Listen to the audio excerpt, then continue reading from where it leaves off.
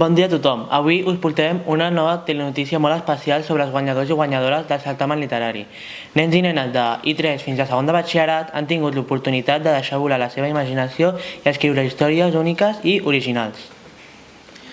En aquesta edició us informem dels guanyadors i guanyadores de cicle mitjà, que han estat premiats per la seva imaginació, originalitat i esforç. Com cada any, els textos guanyadors són aquells que destaquen per la seva creativitat i per estar ben escrits. En primer lloc, la guanyadora ha estat la Marta Martínez, de quarta, amb l'obra La Lucía i el regne dels animals, una narració fantàstica que ens explica sobre el perill dels animals, especialment els herbívors. I ara sí, comencem. Hola, estem aquí avui a Maristes Valldemossa, a la plataforma. Estem entrevistant els guanyadors del certamen literari 2024-2025 i avui estem aquí amb Marta Martínez, guanyadora del primer premi de cicle mitjà, amb el seu conte La Lucía i el regne dels animals. Moltes felicitats, com estàs? Bé, molt orgullosa.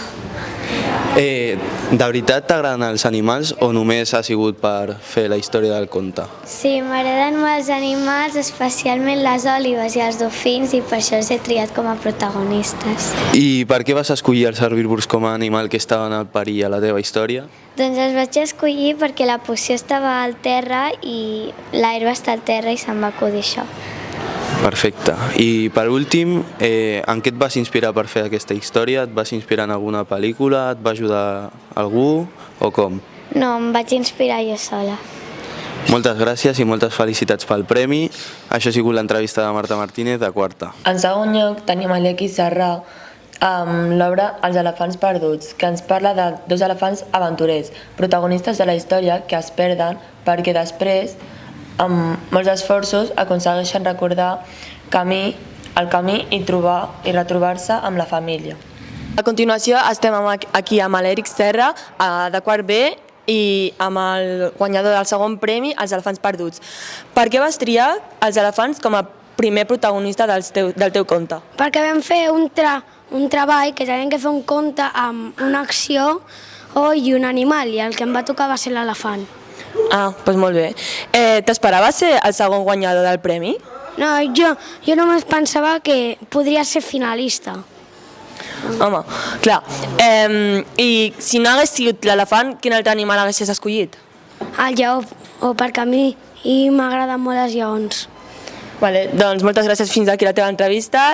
En tercer lloc trobem la Nina Gómez, de tercer B, amb l'obra Les best friends al món dolç, una història preciosa que mostra com la protagonista li preocupa molt el tema del reciclatge i amb això ha intentat relacionar les geminadures.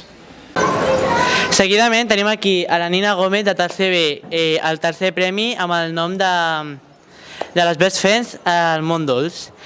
I, bueno, Nina, la primera pregunta que tenim és el nom de...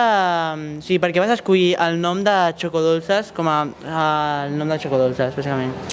Perquè van salvar el món de la xocolata i ho van salvar, es deien les Xocodolces, perquè van salvar el món del xocolata. Perfecte.